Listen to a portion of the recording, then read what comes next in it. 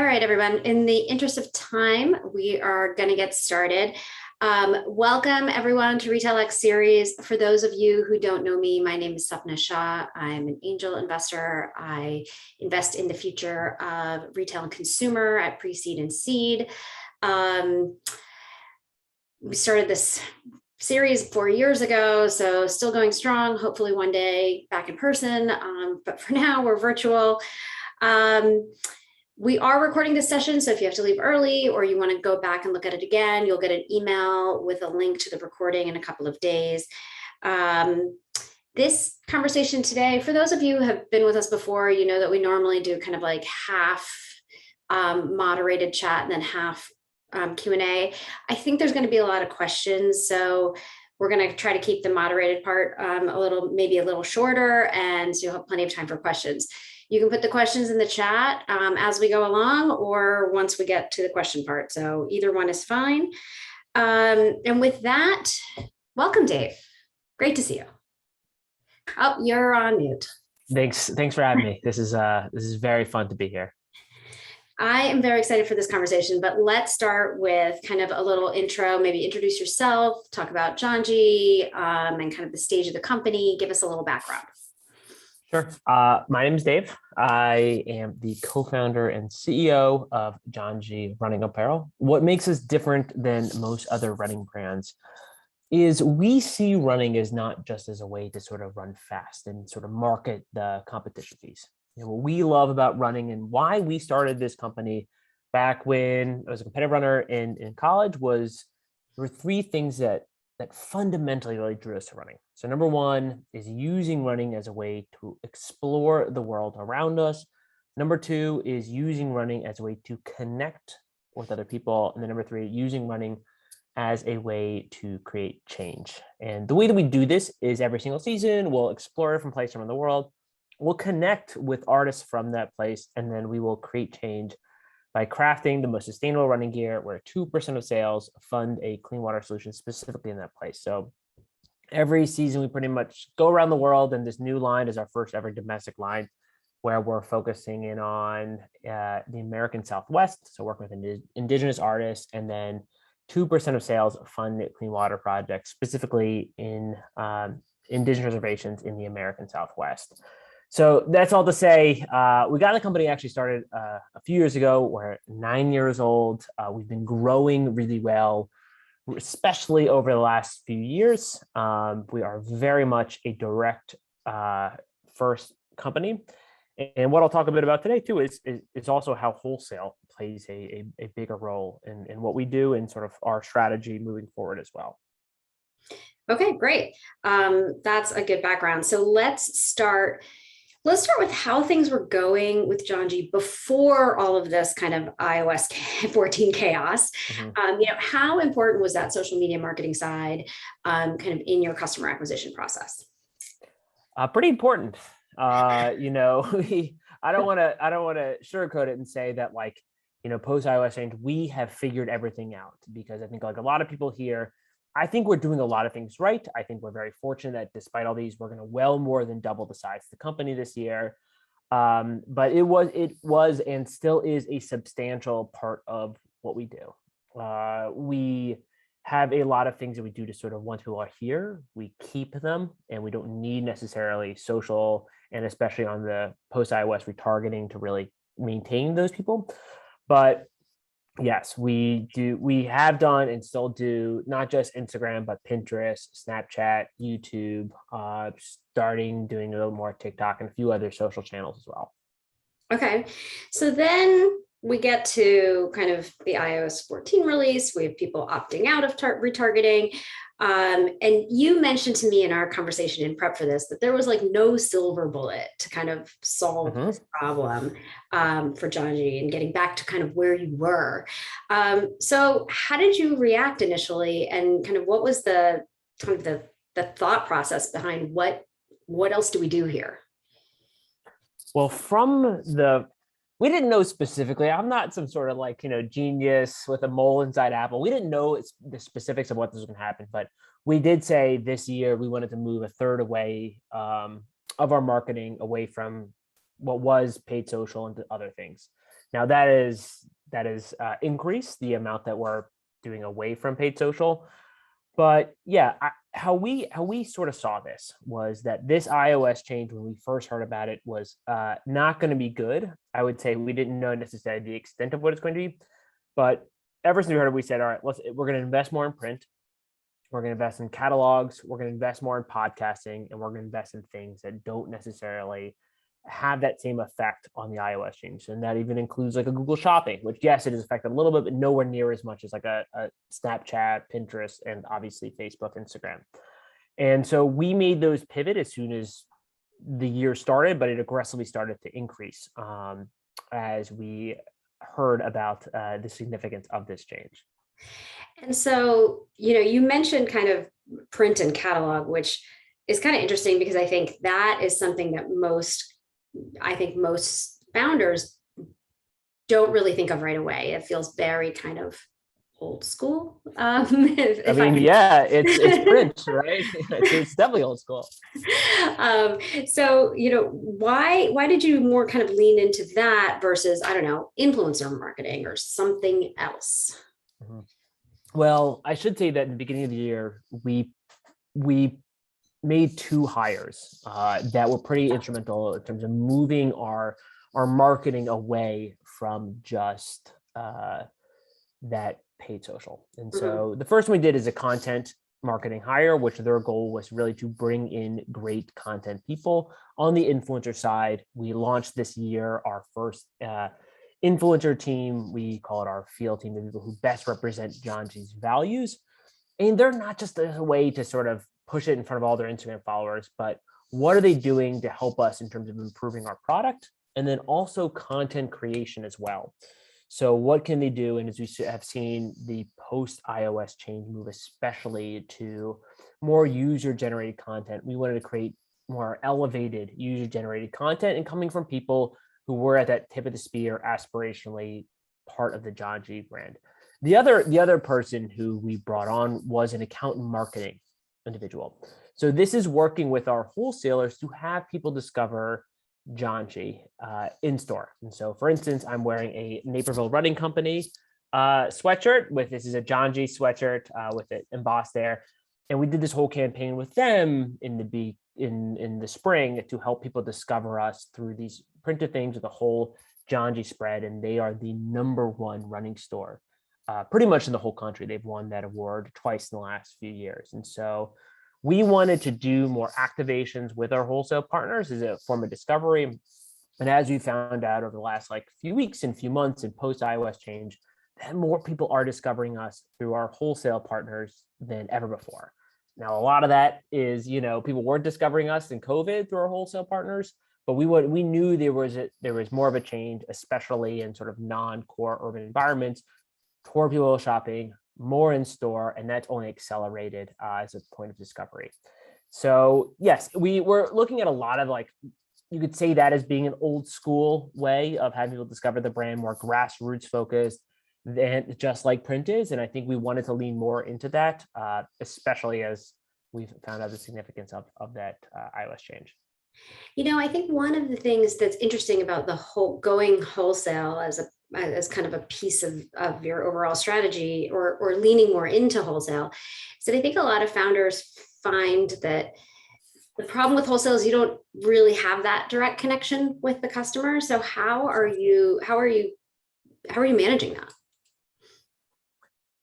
It is challenging. And I think there's another reason why a lot of founders like to do that too, is you don't fully control the brand experience, right? Our worst fear is just having, some Janji shorts, right? Just you got a piece like this, just stuck on a rack somewhere, folded in between. You're just well, that just disappears, right? Mm-hmm. That is absolutely our worst fear. And so our account marketing associate helps solve for this by giving them the resources that they need. Our reps who sell into these places, we really emphasize ensuring that degree of branded experience when you're walking into one of our partners.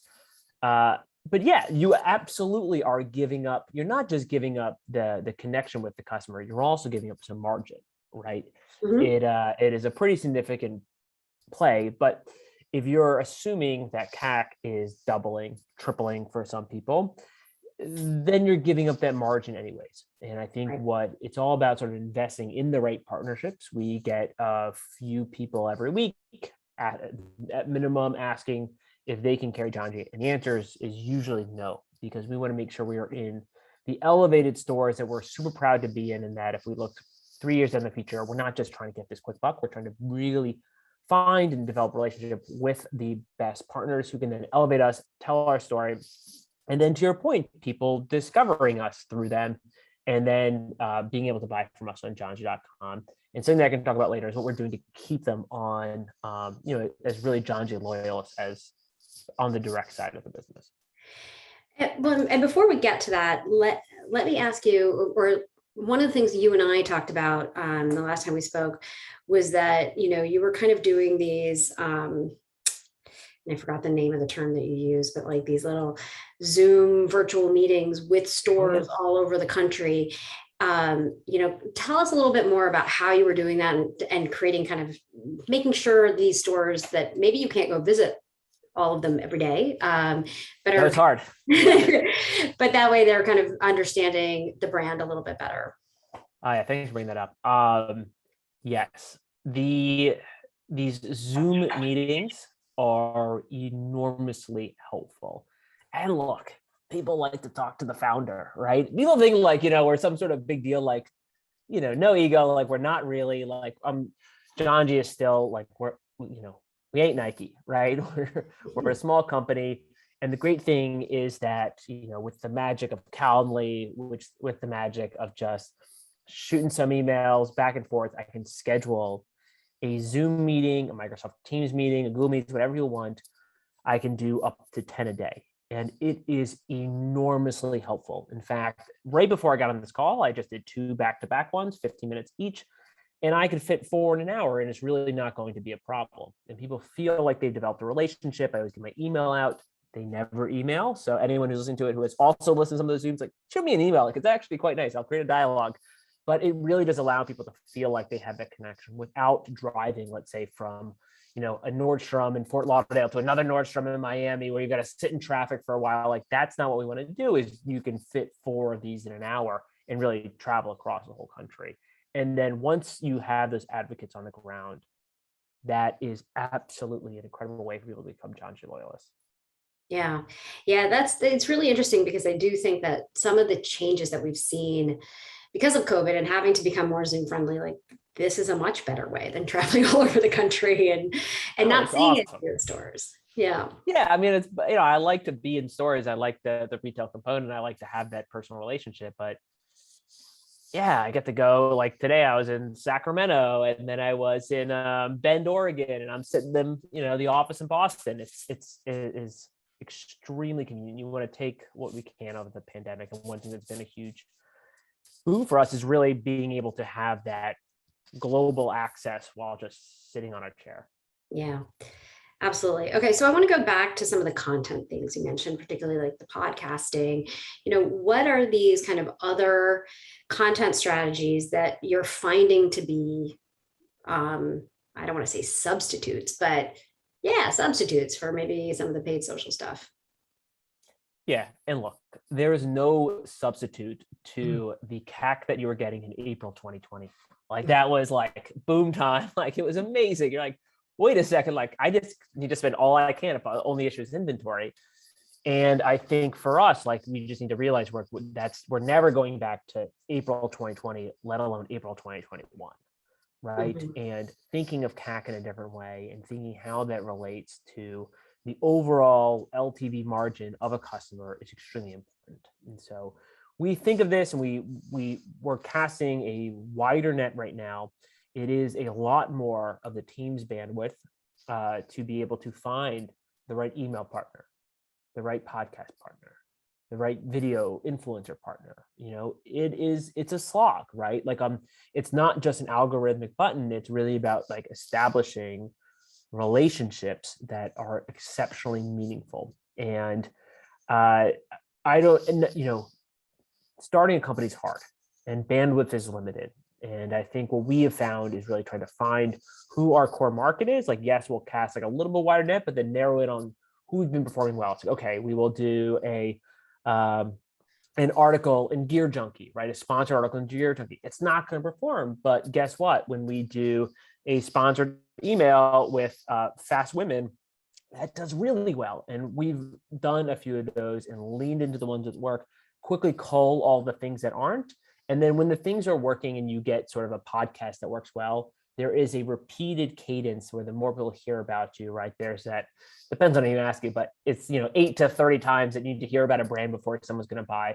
On a podcast, that can be extremely meaningful because hitting people over that over and over and over again creates those sort of higher lifetime, creates sort of those lower CAC over time and that higher lifetime value. And that's something that we've discovered. And especially as in more omni-channel brand, doing more of these very top of the funnel experiences for still our core market has been very helpful to our wholesale partners as well. So you changed a lot of this top of the funnel, right? And really expanded. And, it sounds like a lot of this is still very much test and learn. But you've also talked about how are you optimizing conversion and not losing people throughout the funnel. So do you want to talk a little bit about that? Yeah, great point. So one thing that we've really, for us in a lot of ways, one that we struggle with is that middle of the funnel. Retargeting has gotten substantially more expensive. I'm not the only one to say that, right? But conversion has been an important part of that. So, and I'm not just talking big discounts with a pop-up, but really what are we doing on a development side to really ensure that we're creating the best possible customer experience for everyone who walks on in a really quick, easy to buy. So for instance, we have brought along development people who are able to cut that conversion time through simple things like a quick buy button, but also easy access between products, changing product hierarchy and architecture, and constantly adjusting the site to sort of maximize for that first page that you're seeing, to maximize for those first few images that you're seeing, and not just sort of speaking on the depth side. And so we have invested in that. Some of the dollars we were spending on that middle of the funnel, we've transitioned to on the much more development side. For anyone who just is a company getting started, I know there's a lot of faces and voices here. Highly recommend just checking out an Upwork or some sort of freelance platform to really work on your conversion. Because yes, you're not going to grow your conversion like you can grow your sessions. It's not going to go from a 2% conversion to a 4% to an 8% to a 60%. Like, that's not really going to happen, right? You're not Amazon. But it is to get that lift that also helps sort of drive that CAC down as we do sort of suffer from these post-iOS changes. Yeah. I think one thing one of the reasons I wanted to have this conversation with you in this session was because I think what I've learned from everything you said is that once again, there's no silver bullet. There's no one thing you've had to do. You've literally looked at everything from, how the website works and how the funnel works to changing the marketing mix to wholesale to content. It sounds like you've hired people. I guess as we think about kind of this audience and founders who are maybe kind of trying to struggle through and do some of the same things, are there any resources or ideas that you would recommend in kind of that you've now learned maybe the hard way as they go through this process? Yeah, and I think it's, again, important to know that there's no silver bullet. And at the same time, look, there has never been a better time in so many other ways to start a more direct-to-consumer company, right? Let's talk about financing. Like, financing is so much easier now with, you could look at asset-based lenders, a lot of these more new age financial institutions that when we first got Janji started, it was not even a question that we could get like any sort of loan. But I think when there's so much merchant cash advance, the money is out there, the interest rates are low, there's a lot of good stuff there. There's appetite on sort of the investor side. The market has never been hotter. There is so much going right and sort of important to sort of realize that piece. we've faced sort of an sundry of challenges. I mean, Simon, I don't know if you know, I don't think you know this, but last time we talked, like we were dealing with some inventory issues. Well, our product didn't get out of Vietnam for 120 days. It Oh my was God. stuck in Ho Chi Minh City, which had the most stringent lockdown anywhere in the world, and also happens to be the capital of where to make running apparel for 120 days. Fuel costs, are crazy. Like we paid 6 times as much for shipping as we normally do. We realized that that's like wasn't a great thing. It was a big headwind to deal with. But because of sort of the ease of resources, to your point, things are just a lot easier than it would have been like 4 or 5 years ago if the same sort of thing would happen. So, for instance, on the freelance side, right, finding someone inexpensive, and LinkedIn is just now releasing their own freelance platform, using someone like Marketer Hire to sort of jump in and help you out on a short-term basis is unbelievably important. Whether it's Upwork, we've used this great site called Learning Dollars to help with some of the freelance side too.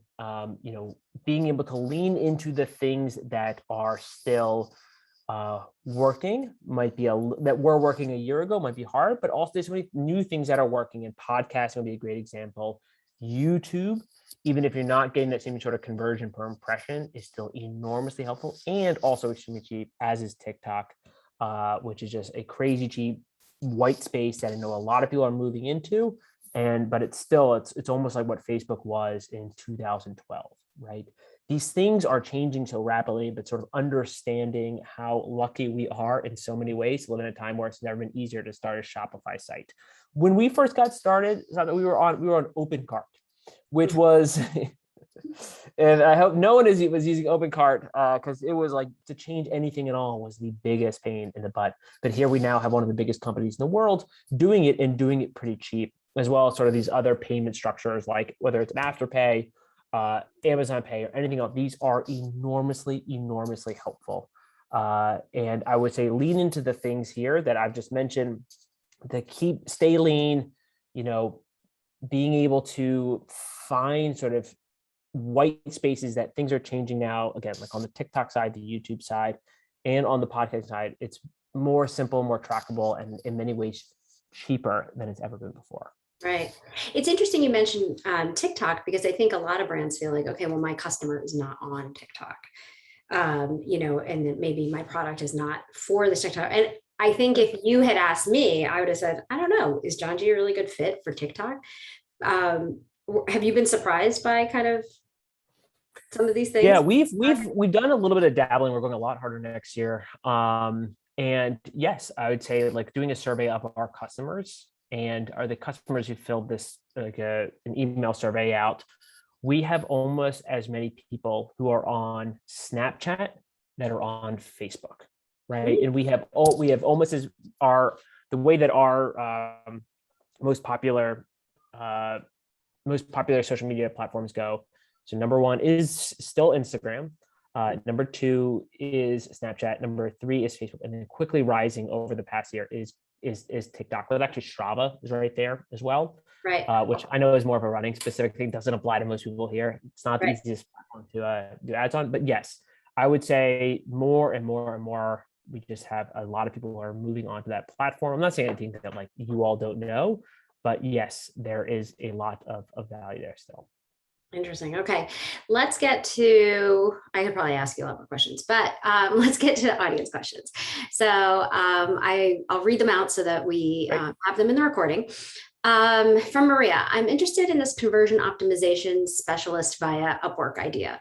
What are a few things to look for in a freelancer to see if they're the right ones to move the needle? And are these more open-ended assignments or like 1 to 2 month projects?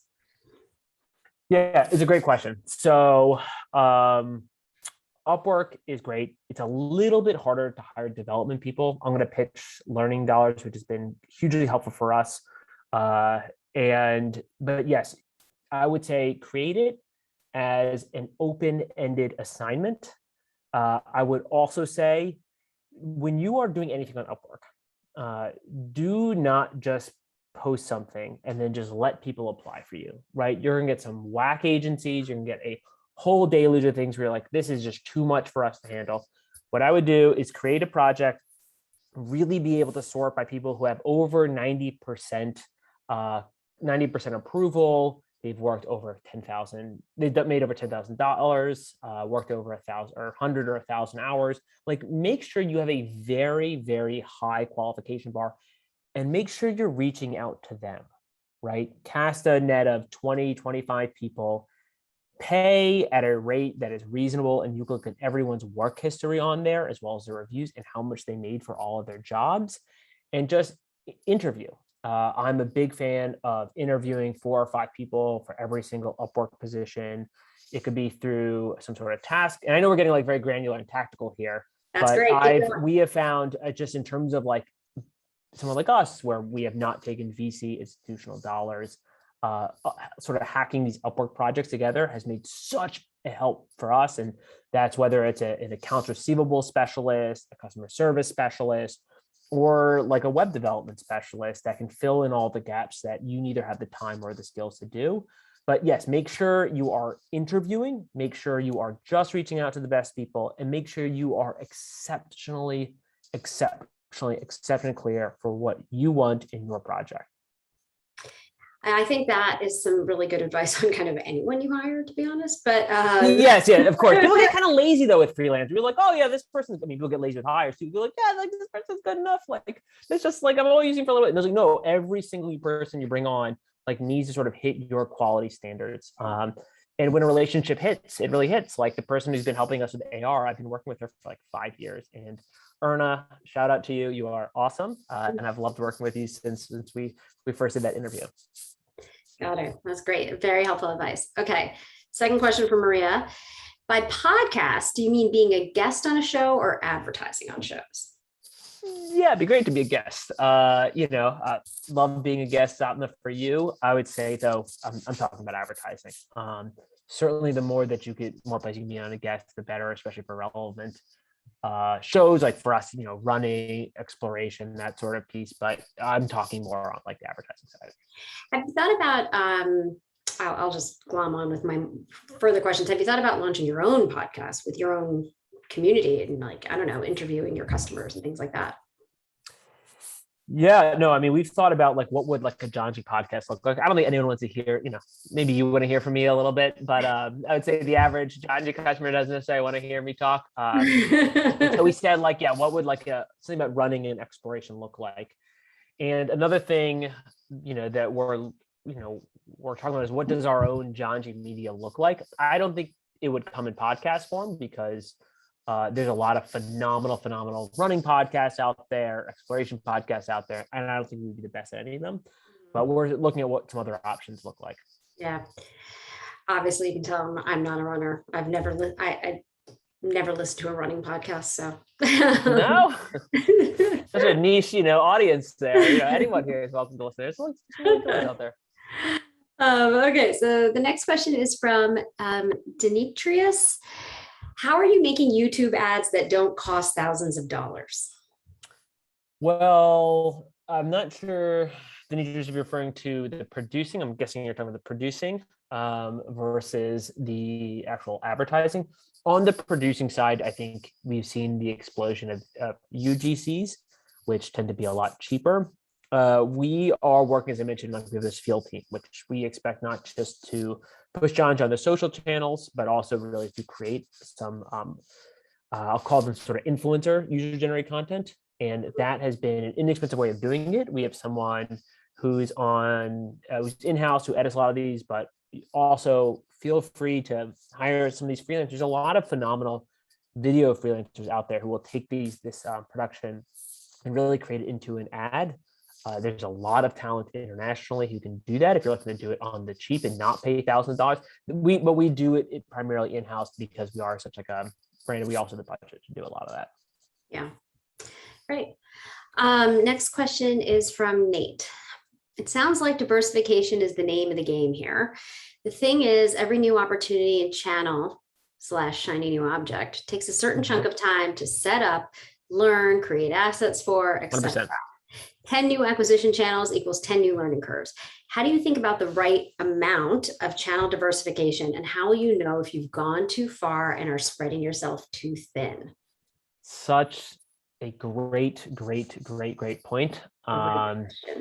I would say it is hard. We really do try at Janji sort of whenever we're sort of thinking about all of these things we want to do, trying to avoid that shiny object, and stretching budget, stretching time as much as anything, I think is absolutely critical. And so what we look at is we test, move on, test, move on, test, move on, and we sort of like run one thing at a time. But you're right, like that creates a whole issue around learning curves. And I'll give you a phenomenal example, which would be we tried to done some placements on certain sites, and we just like could not get it to work.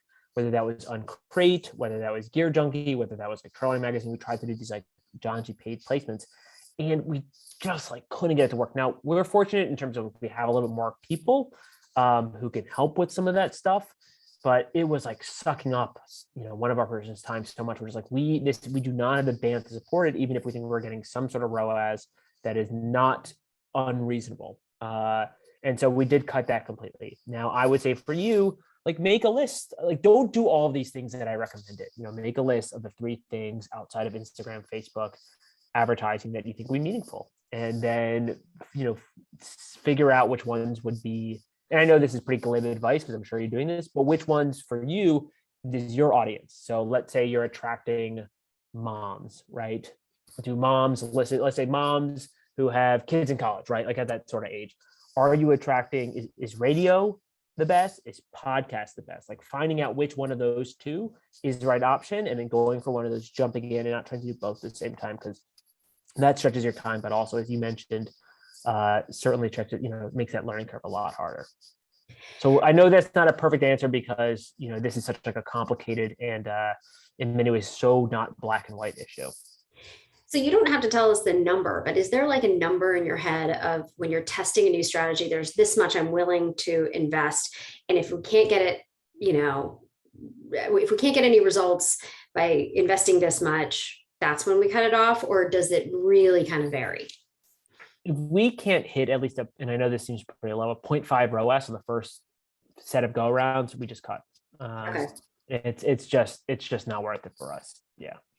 Okay, that's really helpful. Next question is from Hunter. Back to YouTube. How much do YouTube ads cost though? I thought you needed a budget of over $10,000 to make the numbers work over time. And I'm guessing you mean tens of thousands on a monthly basis. I would say when we were testing and it was working, we weren't spending tens of thousands a month. We were spending about 6,000 a month, I'd say. And what we really did see is I got this advice from shout out Michael from Sunsky, who said the best way to do this is to focus on core geographic areas and just target that on YouTube. So let's say you're selling flip-flops in November, right?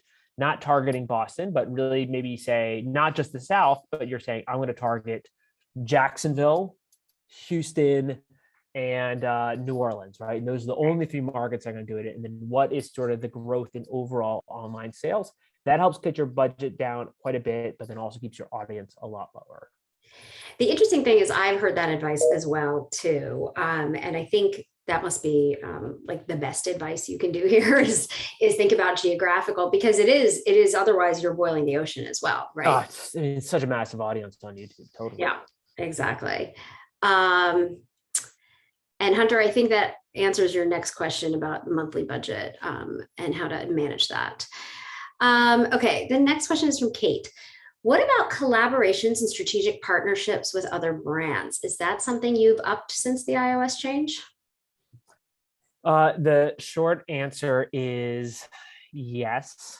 We were just up in New Hampshire visiting another brand, working on a strategic partnership to help sort of elevate some of this. And they're dealing with the same sort of issues too. We are doing this, but to the point of not trying to do too much at once. We really try and be strategic with where we find our partnerships to be. And then also looking at the lens of, can we work with a wholesaler to like offer some exclusive pieces, like a larger wholesaler that then helps them reach out to their whole marketing with like this exclusive capsule. And so, yes, we've done some collaborations. For instance, we work with the sock company Balega. We're the only collaboration we've ever done. They're a major athletic sock company.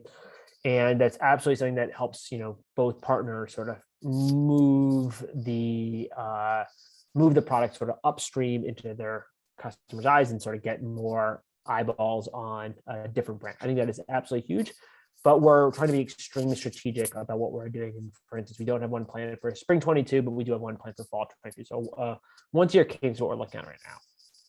Yeah, this is an interesting question because I think what a lot of brands, sometimes it can be really successful because it also results in a lot of press with collaborations, depending on who you're collaborating with, Absolutely. which can be really helpful. But it is also kind of back to the resources question. It's a lot of work to do these collaborations. Oh, collabs are, I mean, look, it depends on how you do it and the scale and the quality too. But it is on the development side for a product-based company like us, it is a huge pain in the ass. Getting there's so many sort of competing viewpoints. There's a lot of cooks in one kitchen, and it is hard. And so doing it right is challenging. And if you want to do it to get to your press, to your points on it, doing it right is absolutely critical if you want to get truly some love for the piece. Yeah. I think that's all the questions we have right now. We still have some time to, oh, here we go. Another question from Kate. And everyone else, you can put your questions in. Otherwise, I have a couple more as well. From Kate, how about physical pop-ups? Is that something you feel will help find and grow your audience? Yeah, we have done so to the point of not trying to do too much. It's something that we've talked about, and we're just like, we don't have the bandwidth to do it. We did some in the early days. It was helpful. There are a lot of, it's funny, like two people who are on the Janji team, found about us through pop-up stores that we had. And rents are really cheap, right? I know one brand who is looking to, I went to Washington University in St. Louis, and I'm friends with a lot of people who started companies from there. And I know they're looking at a lot of different pop-up opportunities because that's the way they have found that best acquires a customer. We've tried them. They have, we did a little bit of dabbling in the early years. They have not been as successful. It's not something that we have on our roadmap, but I know it really does work for some brands. It just wasn't us. Yeah, that's actually an interesting one because I think that's another case, just like collaborations, where it's an immense amount of work to get a pop-up up and running. It is a slog. It is totally a slog. Yeah. So yeah, it's again, if you can make it successful, great. Yeah, if you have someone on your team who's really good at retail and loves this stuff and is meaningful about community, yeah, it can work. It just takes the right brand and the right team. It's just not our team, our brand at the moment. Yeah, and for everybody who's on this call who did not attend Retail X from 2 weeks ago, which was all about pop-ups and physical retail, you can check that out on the Retail X YouTube channel and hear much more about pop-ups. Next question from Ben is, have you found geographic targeting of cities to be as effective on other channels as well beyond YouTube? Yeah, shout out Ben. No, we have not. The pool for what we're looking for is a little bit too small. The places that I've known that it's also worked out is TV and radio. But no, we have not done that for any other channels beyond YouTube. Got it. While we wait to see if anybody else has any other questions, I will ask kind of the question that— These have been great questions, by the way. So thank you, everyone, for really paying attention and asking some good ones. So I was talking to a founder who said, with kind of paid being very challenging, that they really thought about going into Amazon, and putting their product on Amazon, where they had been very adamantly against it in the past. Tell us your thoughts about Amazon. I think it's extremely category dependent. It's not for us on the highly branded clothing, but I think, for instance, there's footwear where it can make a lot of sense, or people selling the right sort of product. I think there's a whole CPG. There's one where it just lends itself a little bit easier than what we do.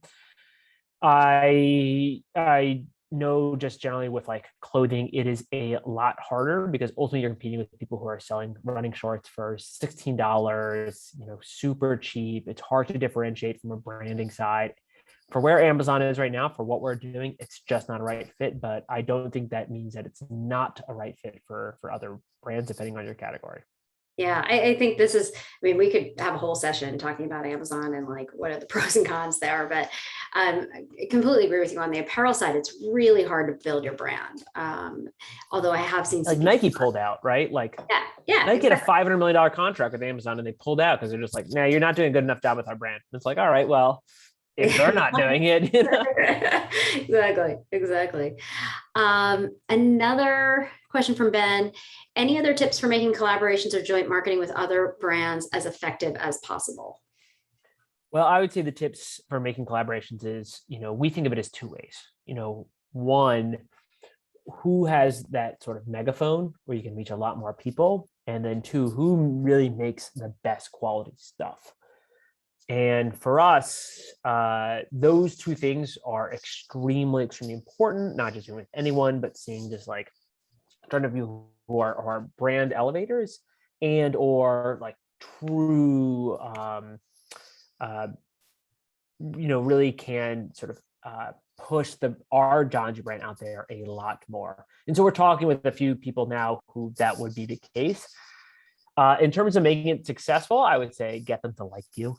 If you're working with someone bigger than you, it means that you need to get a lot of buy-in from a top level. Like we're working with an international company right now, and it's getting, having that shared vulnerability, but also sort of like getting them to sort of believe in your mission is absolutely important. And then really taking a super, super long timeline. I'm sure you've heard this in startups, but everything takes twice as long and it's twice as expensive as what you think it's going to be. And in some ways, that's the case for collaborations too. Yeah. Although one of the things I've noticed, and maybe you've noticed this as well, is that over the last, I would say like couple of years, even pre-COVID, it has gotten easier to get bigger brands interested in smaller companies and doing collabs 100%. versus like 5 years ago, they wouldn't even call you back, right? They wouldn't respond. I could not agree. You need to have the right advocate at the right position to Mhm. push in the right way. But yeah, you're absolutely right. I mean, there's always people like, they're like, oh my God, like how do we reach millennials and Gen Z? Like the easiest way to do this is through some sort of collaboration. And I think you're spot on. I mean, all the brands we're talking to are substantially bigger than us who wouldn't have taken our phone call. Not because we were smaller 5 years ago, but because the landscape has totally changed. So Yeah. it's really Yeah. Okay, great. The next question is from Julia. Hello, Julia. Question on community building and soliciting feedback. What's your perspective on WhatsApp or Facebook groups for sharing with top tier customers or others and driving loyalty and sales? Also for gathering feedback. Yeah, no, we have through this program called Janji Collective. It's a membership program where you spend $25, all that's donated to Clean Water Project, and then you get all these really great benefits from it. We've got 4,000 people on it, and unfortunately, there is a Facebook group we haven't found. If anyone knows like a better way to talk to these customers outside of Facebook, I would love to hear it from you because it's something that's been a frustration of ours. But yes, we have a Facebook group for those customers, and they really do provide unbelievable feedback. We get honesty in terms of the site, honesty in terms of products fit in a certain way.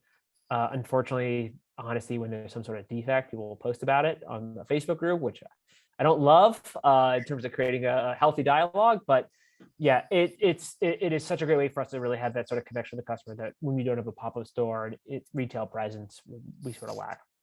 Now, one thing my co-founder has done that major respect to him is that he now schedules a customer call every single Friday to talk to someone and sort of hear their thoughts on different parts of Janji. These are bigger spenders and sort of why they like Janji, how they heard about us, all that stuff. And we've had everyone on the team has done customer calls to get a better sense of that feedback and to figure out like what makes these Janji people tick.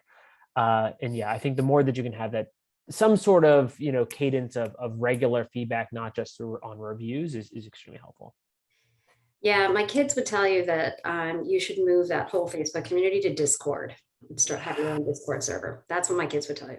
I hear you about Discord. I feel like that's so gamer focused though. That's not anymore though. I mean, Okay. they're really expanding. There's like all these different communities. I don't know. I also thought it was too gamer focused. My kids. Let me ask you: have you ever used Discord? I'm down. Like I've been in Discord chats before. Yeah. Okay. I haven't, but I'm saying it might be the way of the future. That sounds great. I'm gonna give it another go. Okay, a question from Kara. Can you expand on your advertisement strategy on Snapchat? Why do you think it's your second most popular social platform? That's a good question. In terms of advertise, we create native prospecting and retargeting for Snapchat. I mean, part of it, I'm sure there's like a double attribution with some stuff we're doing on Instagram. And so the numbers probably look a little better. We always say that. Uh, I think we hit like a younger, but not like so young customer. So our number one audience is millennials, number two is Gen Z. And it just sort of like nicely floats between the two. Snapchat, I I think the core there is just creating truly native ads in that. And I know it's hard for just sort of the average founder here who might just be by themselves or work in a really small team to do all of these things all at once. But because we do most of this through our influencer based sort of IUGC as we call them on Snapchat and some videos as well. But yeah, I know that's not like a perfect answer, but that's we spend probably 10% on Snapchat than what we spend on Instagram, just because the more we spend past that, the harder it gets. It's not as easy to scale as it is on Instagram and Facebook. Yeah, makes sense. Next question from Kate. What about other platforms? Oh, this is all about international, like Zalando, or do these appeal for expanding? I can't speak today. Expanding audiences, reaching new markets if you are selling internationally.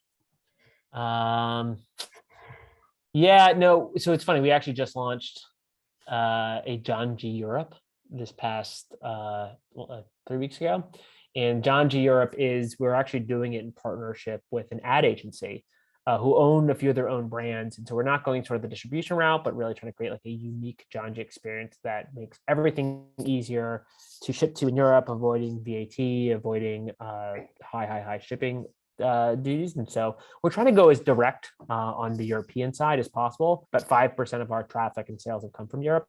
And so trying to build that, but making it feel truly branded was really important for us. But we have not used La Reduout, I don't know I don't know how to pronounce it, or Zalando yet, or any other sort of bigger platforms. Yeah.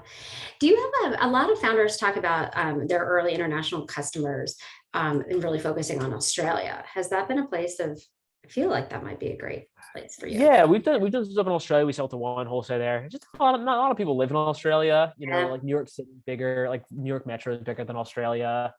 But yeah, it's a cool way to like move product on off seasons. Like their Yeah. summer is our winter. So Yeah. we do a bit of that, but it's just such a small market. Yeah. Interesting. I'm not sure we have any other questions. If anybody has any last question, feel free I to think put I it might in. have. Did we skip one? Oh, I might have skipped one. I don't know. Oh, no, never I mind. think those are just comments. Yeah. Yeah, so I guess any last thoughts before we kind of sign off? This has been really helpful, and thank you for being so open and very clear about like all the things you're working on.